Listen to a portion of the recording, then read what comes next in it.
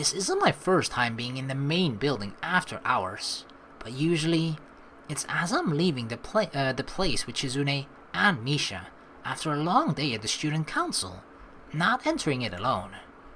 The atmosphere is quiet, a word I would not normally use to describe these halls. It's a little creepy. A light starts flickering up ahead. Uh-oh, this is indeed...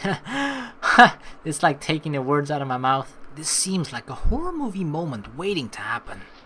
Feeling a hand on my shoulder, I stiffen reflexively. It's not Misha, or else there would be hands clamped over my eyes, and a sing-song "Guess Who" accompanying them. So who is it? I hope it's not Kenji, or at least that it's someone I know. Or this will take a turn for the weird. Shizune? What? Whoever it is quickly slips in front of me. It's Shizune. What are you doing here? I'm so relieved that I forget to sign it. Shizune puts a finger up to her lips. I guess even though she can't hear, she has some idea of what loudness is, and can tell from my expression that I was being loud. And apparently, being loud isn't a good thing right now. But then, why is Misha her interpreter? Oh, very funny. Why are you here? I was waiting for you to come see. I knew you would show up. It took you a while though. You've been waiting here? Yes, but that isn't important. We have to be stealthy if we don't want Misha to detect us. Tell me if I'm not being stealthy enough, okay? With that, Shizune starts slowly tiptoeing through the middle of the hall. I pat her on the shoulder to get her attention. That's not stealthy.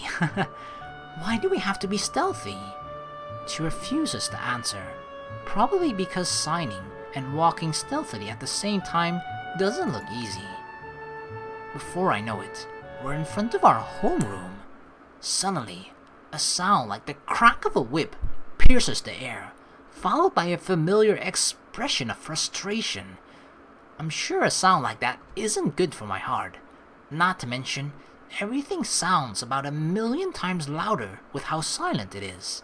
It's coming from inside the room, and I sidle up to Shizune to get a look inside. What? A whip? What is going on inside there? Huh? Can you stop throwing your pencil, please? How do you even throw a pencil that loudly? He looks very flustered. Muto? What an understatement. I sympathize with Muto. I was able to hear Misha's pen break the sound barrier, even through a wall and a thick classroom door. It probably blew out his eardrums and left an imprint on the wall. I'm not throwing it when I get nervous. I like to spin it around, but then I forget I'm holding on to it, and...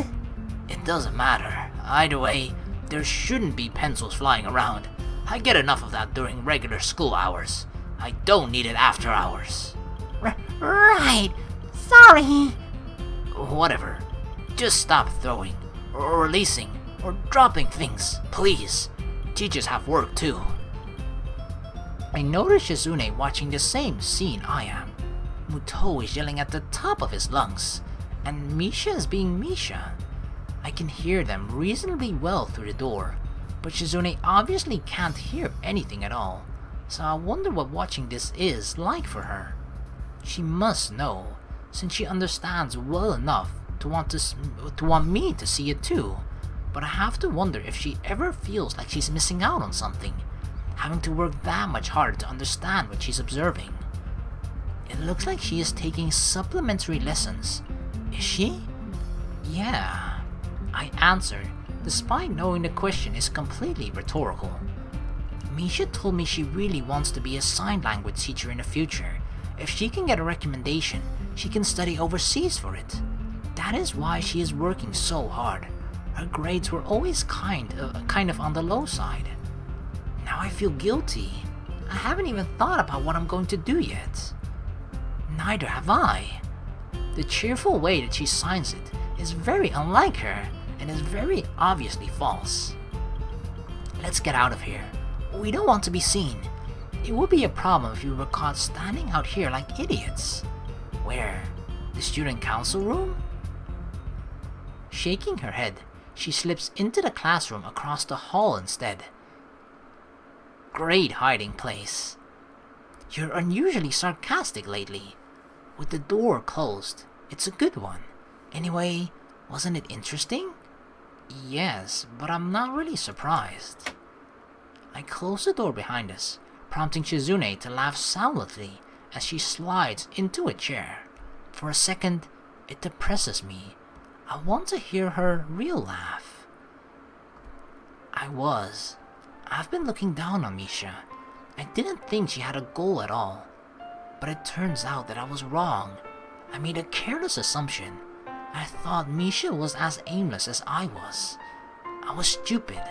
I lost.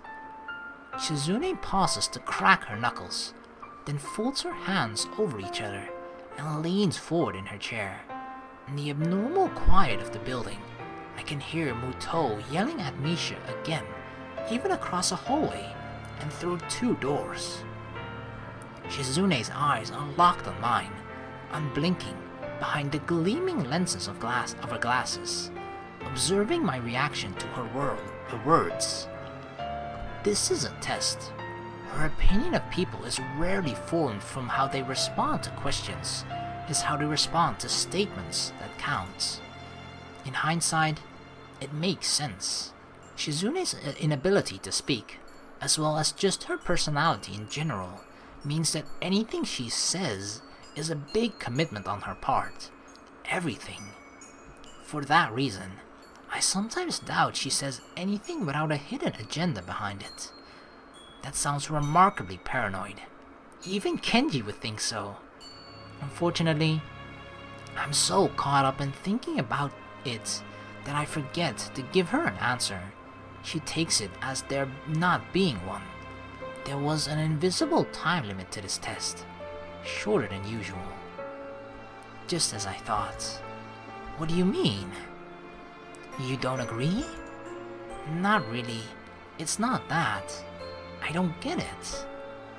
I want to force my will on people. How refreshingly honest, yeah. Don't give me a weird look like that. It's not like that was always my intention. At first, I was just bored. I wanted to see someone's passion for something. Then I could try and beat them. I wanted to test their ability or their convictions. But it was impossible. No one has any passions for anything in this school. They just want to keep to themselves. I can't believe it. It's too boring that way. I thought that there was no way these drab people could be for real. It goes beyond not wanting to make waves. They had to have some interests. They had to be hiding something. I wanted to expose it and reveal it and drag it out, but that's the thing. Some people don't want to be like very... You have some people that are very openly passionate about things, and then people that are very secretly passionate about stuff, you know? They don't necessarily want other people to know, or they aren't very... I mean, I personally myself as well, like, I don't say things out loud if I don't have to, you know? I'm not gonna shout to the world like, hey, I make videos and shit like that. I just don't do that. So, you know, just because you don't see it on the like, you know, just because you don't see it from them or they don't tell you, doesn't mean that they don't have it, in a way, you know what I mean? One of the most successful ways to get people to open up to you and cheer them up is to open up with a story about yourself and then ease them into telling you about themselves. It's like give and take, but with an element of manipulation, which makes it interesting. You know, you could leave that part about the manipulation out of it. I can't do that. If I attempt to have Misha talk about me, for me, it makes me seem arrogant. The message has to go through a messenger. I'm standing next to Misha, telling her someone about me, or telling her to tell someone about me. You don't have to be able to read sign language to see that. If I were forced to sit through that, I would think I was arrogant too. I was frustrated. I couldn't figure out a way to have a conversation with anyone but Misha. No one would open up to me.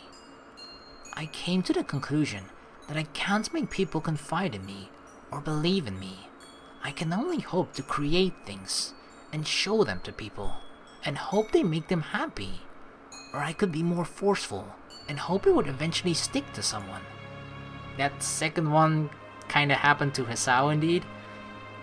I guess that would be me. Feels vaguely depressing. Somewhere along the line, I think I started to ignore Misha, or see her as less of a person, or something like that. I took her for granted. I think would be the best way to put it. It was like she was just an extension of myself. I forgot that the whole time, Misha was there, opening up to me, and giving 100% every day. I missed what I was looking for, because it was in plain sight. How stupid of me. I really did become arrogant. That's why I've lost. I'm more short-sighted than I was back then. I went in reverse.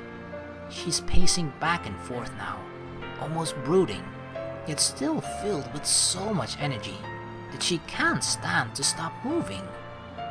If you got her to hold 2 wires, I'm sure Shizune could power a light bulb. It's odd that I could have such a light-hearted thought while she's being so serious. And in spite of that, Misha tells me that I'm her inspiration. Isn't that ridiculous? I'm not the kind of person who can inspire others. Even if a person who inspires you is flawed, it can be acceptable. I've thought about this. There is even acceptable hypocrisy. For instance, if your hero was an athlete, but unsportsmanlike, they could still be respected for their athletic ability, even if they had shortcomings as a person. However, she snaps her fingers briskly. It sounds like a thunderclap in the empty room, and Shizune takes a few seconds to stretch her fingers. Come to think of it, this is the most she has ever signed. If someone like me has no goals, it would be totally unacceptable. It'd be the worst kind of hypocrisy, and hypocrites don't deserve responsibility over anything. They can't even manage themselves. How incredibly pessimistic. It makes me angry to think about it. I would hate myself just a few months ago. This must be how I look to others. And funny enough, it was Shizune and Misha who convinced me to stop. Without them, I'm sure things would be much different, and not for the better. Lately, I feel as though we pass around our miseries as much as we're supported by each other, but I think it just comes with the territory of having friends, being close to someone. You're the leader anyway.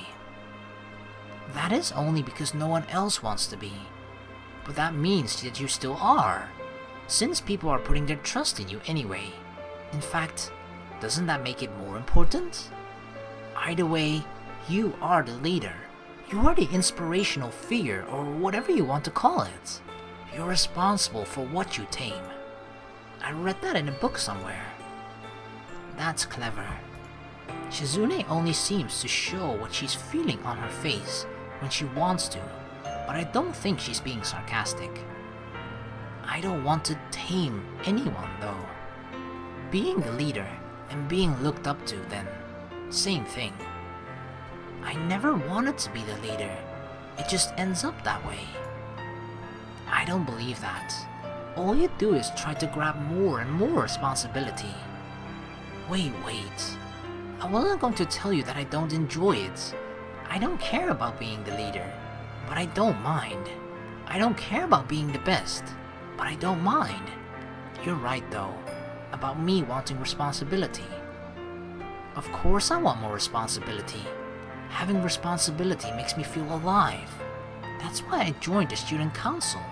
If there is no pressure, I just can't stand it. Even so, now I'm the leader. I always thought being the leader meant you give orders, but it really is more. It's about having a goal. If I don't have a goal, then it's pointless. People would only be following me for my own enjoyment. It would be selfish. It's a strangely moral viewpoint for a person who seems to love one-upping others so much. Resting her chin on her tented fingers, Shizune looks disarmingly childish as she thinks hard about her problem. The expression on her face is a little comical because it's too obvious, and therefore very unlike her. It comes with the job. I think you'd have to be a leader. You wouldn't be satisfied with anything else. You would just get bored. Shizune doesn't reply, but from her annoyed expression, I think I've guessed correctly.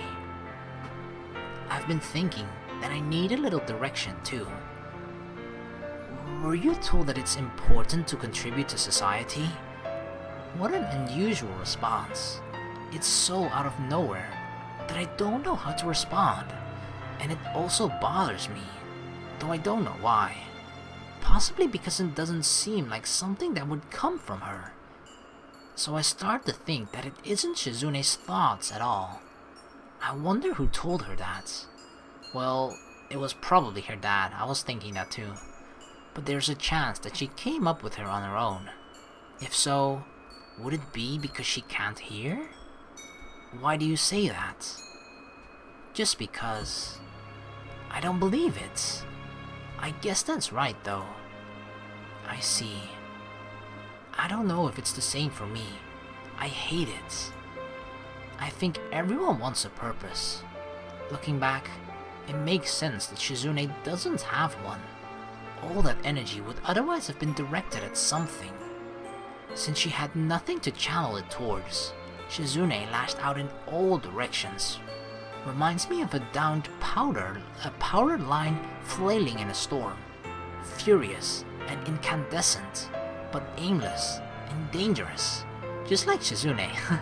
That's actually a surprisingly accurate way of describing her, I guess.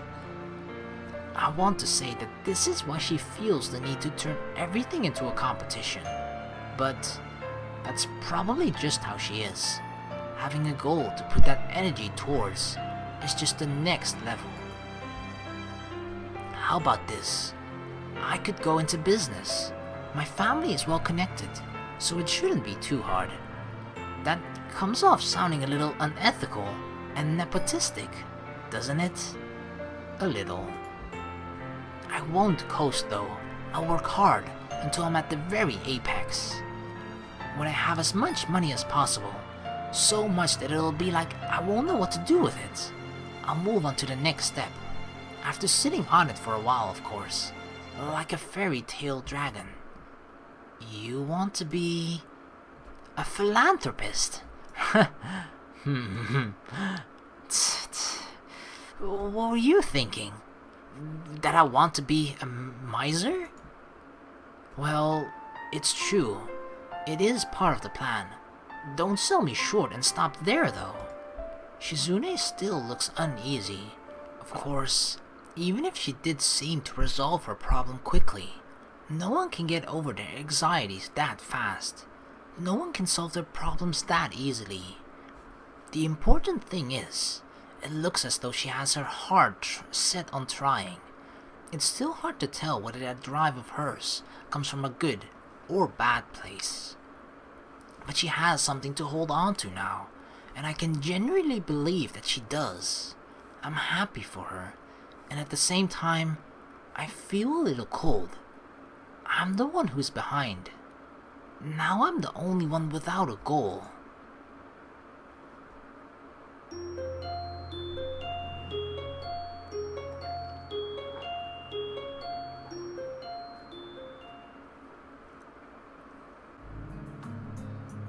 There haven't been any further disruptions since that week.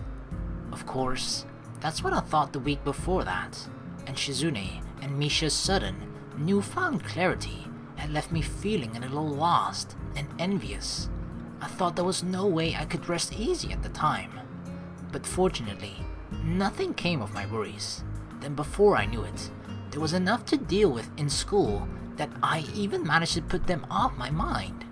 And still, everything was fine. I was wrong. I'd seen Shizune and Misha's carefully hidden vulnerabilities, but they were still strong. Now, we're going to be graduating soon. I've grown so comfortable here that it kind of crept up on me. And when it did, I felt sad, and didn't want to think about it, so I didn't. Not until recently. About a week ago, I started making a list of people I thought I should say goodbye to before graduation. The first rule I laid out for myself was that I would try not to write them down in any kind of special order, like least important to most important. Somehow, it ended up like that anyway, even though it also ended up being a shorter list than I expected it to be. Kenji is somewhere in the middle. I'm surprised Kenji is even on that list. They said I would have to graduate eventually. Well, I showed them. I've lived here rent-free for more than long enough. If you take into account the rising cost of land, I think you would say I've won in the end, man. No, you know what? I did win. History will acknowledge me as the victor. Oh yeah, you will go down in the history books. The victor of what? I managed to stay out of sight and slip through the cracks. I beat the system, man. If you put it that way, it sounds like you just ran away from the system. Sometimes, running away is the greatest form of victory, like in the Olympics. I'm too tired to argue with him. Who is he kidding? Everyone knows that the shot put is the best Olympic event in any case. Shot put? What is shot put? I don't know what that is.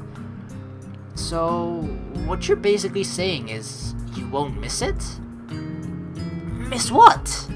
School, dummy. No, I told you, this place is too filled with feminists.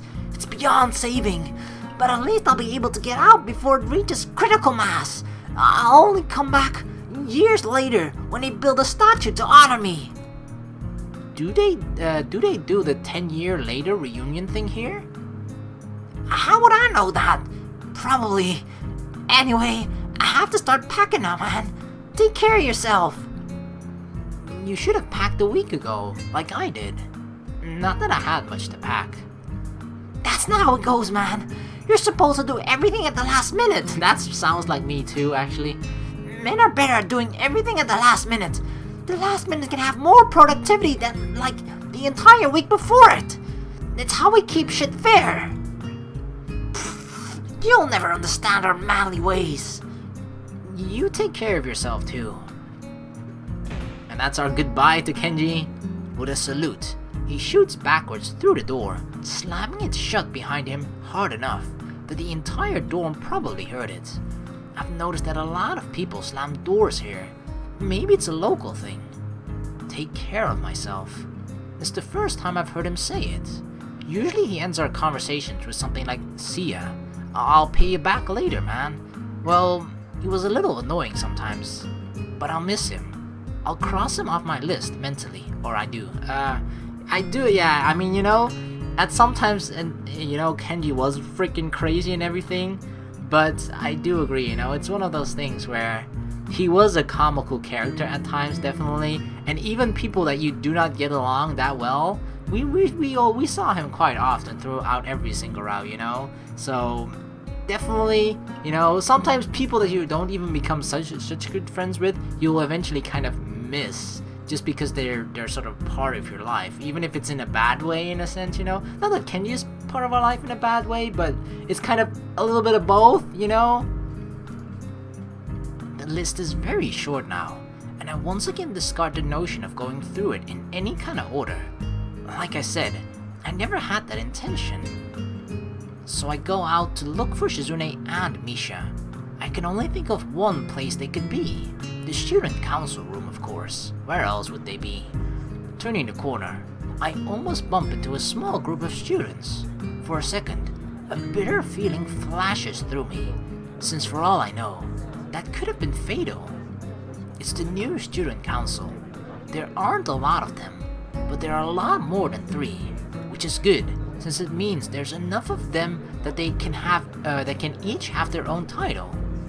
It would have been cool if I could have had a little desk plaque with my name and title on it. I don't think they do that now, or ever did, unfortunately. The new student council surrounds me while I'm thinking. If anyone were looking at this from afar, it would be a pretty sinister sight. Maybe they have come to finally get back on me for calling them the new student council all those times. I was just translating for Shizune, but I guess I should have been less lazy and more tactful. I regret nothing. I find myself being thanked for everything I've done. I'm being thanked. This should make me happy, considering how often I would think to myself that being in the student council was a completely thankless job. It does make me happy, but I can't fully enjoy it. I wonder how things would have turned out if our student council had grown as large as the one that's set to replace us. Even though they've only got 2 or 3 other members, it's enough that they have set roles. Not like us, where Shizune seemed to be the president, but that was it. The new council thanking me gives me a strange feeling. It's like coming back home and seeing that a tree you nurtured years before has grown, but I feel like I didn't nurture that tree enough. I wonder what more I could have done.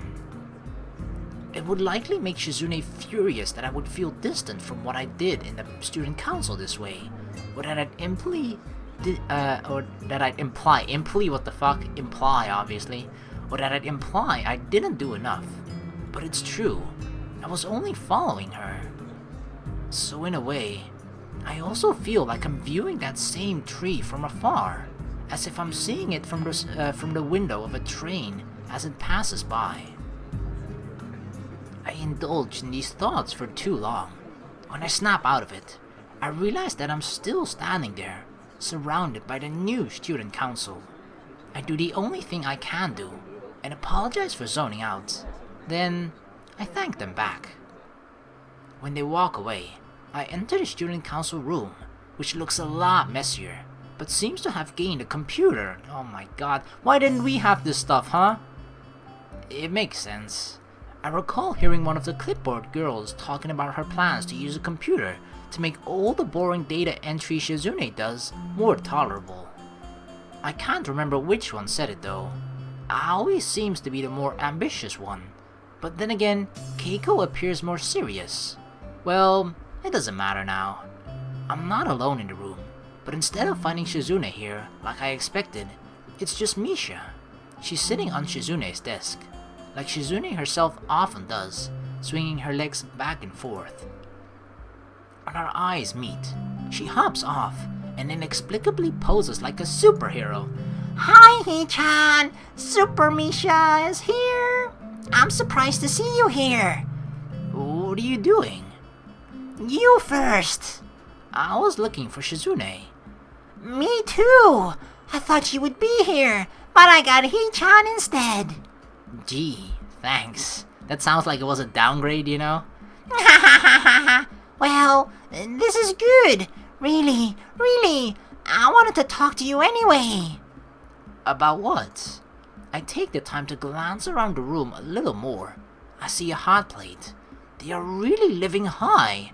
All the luxuries that the new student council have, it's like we were in poverty the entire time and now they've just suddenly upgraded into the 21st century while we were in the Stone Age.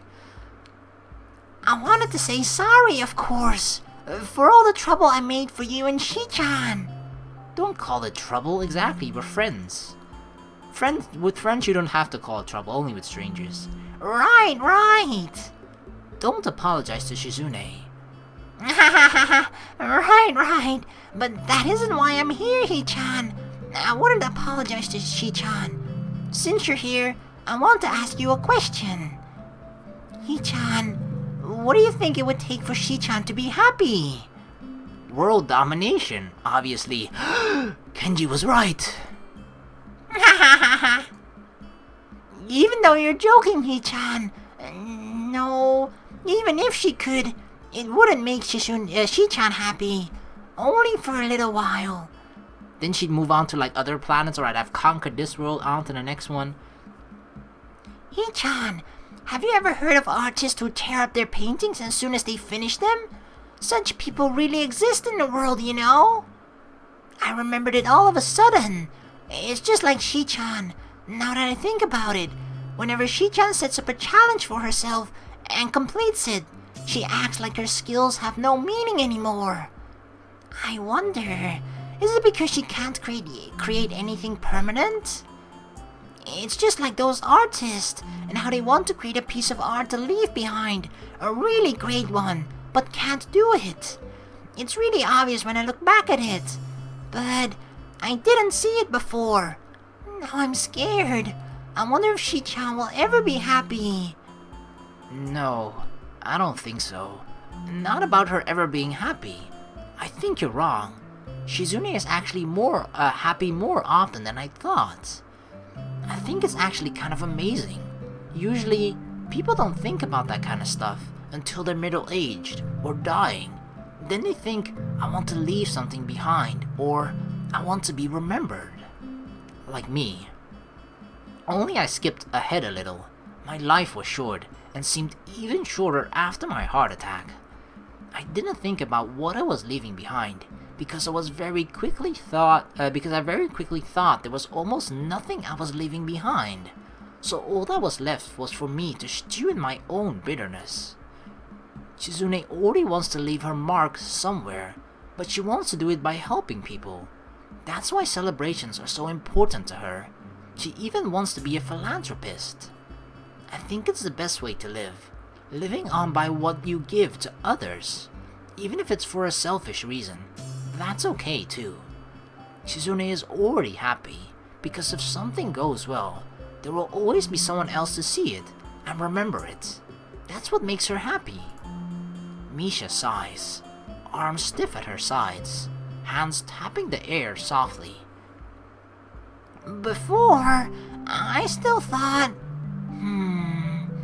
I might be able to make Shizune, what she called actually Shizune happy, and I was in a good place to do it before. Since I was her interpreter, I could always be with her. Maybe. And I thought I would do it by becoming like Shi-chan's shadow. I kept trying even when she rejected me. It felt like I was stuck and couldn't do anything but watch Shi-chan's back getting smaller while she kept going. I was scared, even though I should have just accepted it. It's hard. Maybe I could have at least understood Shi-chan. But it looks like I was completely wrong after all. I didn't even know that, or think about it. Shi-chan would call it a complete loss. Okay, I'm done. That's it, Hi-chan. But since you're the one who knows Shi-chan best of all, you can't make her cry, or I'll be angry. I'm going to go overseas after this. I even have letters of recommendation, or I don't think I would be able to normally. Maybe I'll study and become a sign language teacher over there. Who knows? That means you have to look after Shi-chan, okay? Misha's smile is as honest as ever, but she's obviously changed. The look in her eyes is that of a much more attentive girl. It seems to be true that hardship builds wisdom. It reminds me of the look in Shizune's eyes. I wonder what Shizune might have been through to have become who she is. I can take a guess, or maybe she was always like that. I want to see her even more, and suggest to Misha that we should look for her together. Of course, it's just a pretext to spend more time with a friend. It's strange how it hasn't been long since we last hung out together, the three of us, in the span of a routine student council day. Yet, it seems like it was long ago. Thinking about the future can put that kind of lens over the past. Speaking of lenses... Oh, Yuko? Outside, Yuko is standing around, fiddling with a tiny, modern-looking camera in her hands. It would be unnoticeable if it weren't metallic enough to reflect the sunlight. Misha calls out to her. I thought we were supposed to be looking for Shizune. Hi. What are you doing? I'm just taking photos of everyone. That's obvious. Awkward. Misha, I'll never forget how you taught me that someone can hold so many secrets and still have a massive lack of tact. Where's my photo? You want a copy? I don't know. Well, only if you promise to keep it a secret, or else everyone will want one too. That happened to me in elementary school, only it was with candy. Okay, I'll take a photo of you now then. Wait, I'm not ready. I was just kidding, give me 5 minutes to do my hair. Shi-chan, make a peace sign. I'm not going to do that. The camera flash goes off, blinding me. Yuko does not care, like, you weren't ready, too bad, click. Yuko shields herself behind it, letting out a moan of frustration. You're not supposed to turn the flash on outdoors. She starts apologizing unnecessarily and then quietly slips away. Wait! Yes? Did you see Shi-chan around here? Yes, in front of the gate. Thanks. I can barely get it out before I have to start following behind Misha. There she is, Shizune. Fortunately, not for very long. The gate is barely a minute's walk from here, even though even that can be tiring for me sometimes. We see Shizune with the student council. They're probably thanking her too. As soon as she sees us, she shoos them away, go go, shoo shoo, which is very easy, since I doubt any of them can understand sign language, or use it, so they're not too sad about leaving. Which in turn makes me wonder why they would thank her without someone who can, but it's the thought that counts. Misha immediately hugs Shizune, and then leans against the gate, next to her. I, on the other hand, decide to hang back a little, and let them talk. After all, Misha wanted to talk to Shizune this whole time. I can wait. Yeah, because apparently Misha's going overseas. I mean, it's not too much of a surprise considering she's told us about her plans before, but still, it's a little bit sad, you know, to think and know that we're not really going to be seeing her anymore, even after we've graduated. I even turn away, so I don't eavesdrop on their conversation. I end up losing track of time. When I look at my watch, it's already been 10 minutes. I wonder if they're done, and turn around to find them behind me. What are you thinking about? Boring philosophical things that I don't want to talk about. Don't worry, I'm not thinking about it too hard. Good. Getting philosophic at times like this would be the worst thing you could do. Yeah, I just want to stand here for a bit. It's relaxing.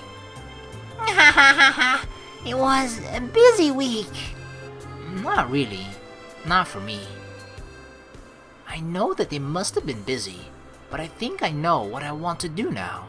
And when it hit me, I didn't feel particularly fired up or anxious. It is the opposite. I feel at peace for the first time in a long time, and I want to savor that feeling a little more. I think that I want to teach here. As soon as I thought this, a long, winding road appeared in my mind. An uncertain road that leads back here. I wonder if I'll be able to meet someone in the future like me. Someone filled with bitterness. I want to talk to that person, since I can't talk to myself. I want to tell them that life is too short, something that couldn't be told to me, only shown. I want to do it without pity. If I had been pitied, I'm sure that I'd have only died a little more. When I think about that first week, I still think about how well it went. So well that it could only be called the result of kindness. I feel like I want to show others the same kindness. And I also want to keep chasing Shizune. What did the new student council want, Shi-chan? It's hard to daydream when you have to deal with Misha's voice, its ear-shrieking. I didn't know that they had someone who knew sign language. They don't. I think it was most likely just a goodbye, so I appreciate it, even though I couldn't tell them. How did you know I was here? Is it supposed to be a secret? Anyway, we just asked Yuko. Did she take a picture of you too? Yes, without asking me first. Since Yuko doing anything spur of the moment is rare though, I'll let it go. She snaps her fingers, more because I think she likes it than out of realization of her idea. We should take a photo of the three of us. Oh, as a commemoration? I like that idea. We haven't taken a student council photo yet. Now is the perfect chance. But if I have to look at this picture a year from now, I don't want this staring back at me. What does that mean, Shi-chan? Pictures are supposed to capture the moment. Isn't that right? Without a doubt. They're not portraits. Just standing around would be so stiff. It wouldn't even capture how I feel. I feel like we'll meet again. So, this isn't an occasion to take such a serious photo. It should be a see you later type of photo. Not a big deal. It should be something more festive. Oh boy. Like this. Follow me, alright? Show me what your festive is, Shizune. Shizune poses like a musketeer. So quickly that I'm sure even she knows it's silly. Oh god. Oh god. Obligatory 3 musketeer puns. Do we really have to do such a cheesy pose? I can't think of no better pose. Misha, go find Yuko. I don't like the pose either, but I think it's kinda nice. That doesn't even make sense. She's already gone and returns dragging Yuko behind her. The flash is off. A red LED blinks 3 times above it after Yuko's finger presses the button. Shizune glances at both of us to make sure we have the timing down. Synchronized watches. We jump. Oh, we jump? We look like Power Rangers the way we're posed. Like, hell yeah. Pink Power Ranger, blue Power Ranger, and which Power Ranger is Hisao? Brown? I don't know. That's not even a color. I bet that turned out excellently. Okay. Now let's get one with Yuko too! No, please. That's not necessary. I want a copy of this photo too. I'll likely die younger than the average person. My life could unexpectedly burn out at any time. I don't have any time to waste then. I want to live as much as possible. I also want to see other people smile from what I've made and done. Living vicariously through the happiness of others doesn't seem so bad. Feeling joy through another person's happiness doesn't seem like such a bad thing. It's the easiest way I can think of to draw out my own life and give it distinction. Maybe this is the meaning that Shizune has found for herself, although it's just my theory. People find themselves alone often in their lives, and without direction. However, people can take refuge in moments of happiness. They can dot a person's life like stops on a train map, or waypoints of memory on a long trail. These individual moments, on reflection, can give a person's life fulfillment. Every friend and festival and joyful meeting and joyful parting.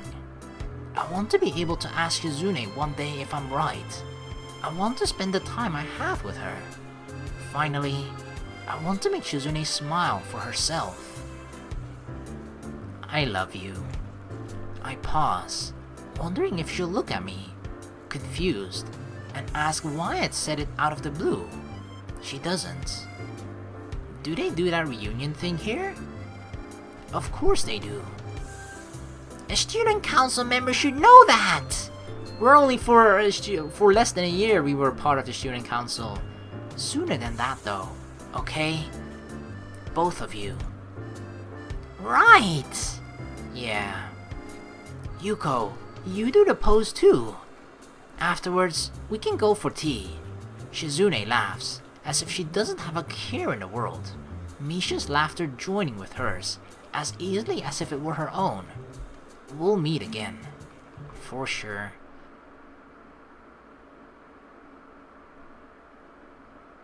Is that the end? Oh my god. I'm getting a little nostalgic already. A little bit sad.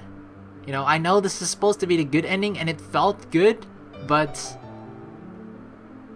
You know, this is the end of the series. This is officially the end of the series. We've completed every single route. And... yeah. That is gonna bring an end to Katawa Shoujo.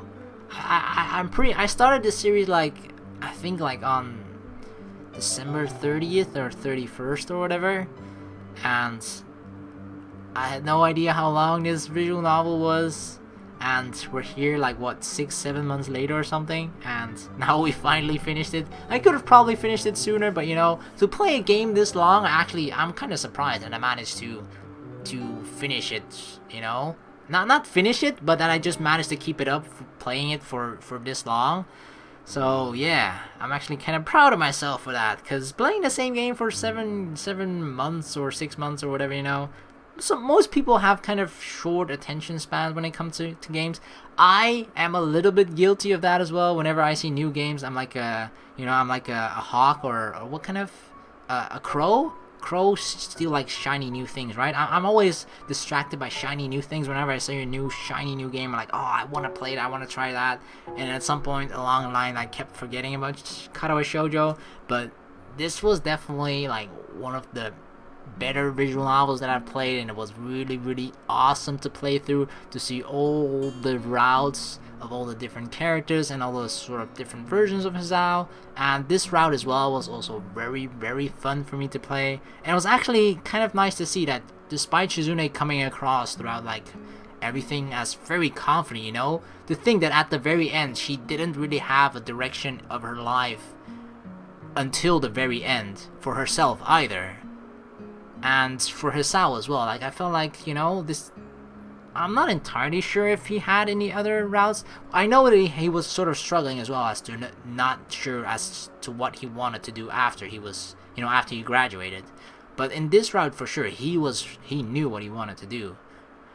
So yeah, that was very, very beautiful, and all I can do is just kind of bring this series to a close. So I hope you guys enjoyed it. This was just awesome. I hope you guys enjoyed it, and the last thing I do want to know is your favorite route and favorite character, because you know, it doesn't necessarily, you can have your favorite character be Emmy but not necessarily like the Emmy route, for example, you know. So they could be two different people. They could also be the same people, that you like the Shizune route and Shizune was your favorite character, or you know, your favorite character could even be fucking Kenji if you wanted to. So I'm kind of curious about that, so feel free to let me know in the comments down below if you want to. And yeah, that's just pretty much it. I want to thank you guys so very much for watching. Katawa Shoujo is finally over. Very, very sad about it, but you know, all good things must come to an end eventually, and that's just how it is with Katawa Shoujo as well. So thank you guys so very much for watching. Please like and subscribe for more. Don't worry, we got a tons of other games and visual novels and other stuff coming up as well.